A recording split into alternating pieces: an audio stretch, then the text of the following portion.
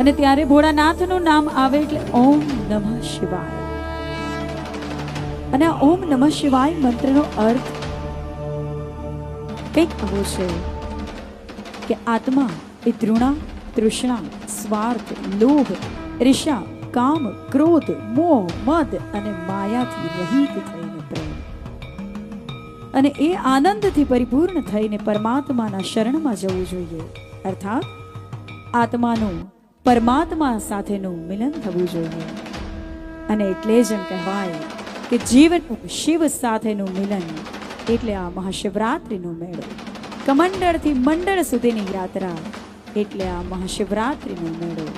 અને ભજન, ભોજન અને ભક્તિનો ત્રિવેણી સંગમ એટલે આ મહાશિવરાત્રિનો મેળો. બોલે શ્રી ગિરનારી મહારાજની, બોલે શ્રી ભવનાથ મહાદેવ.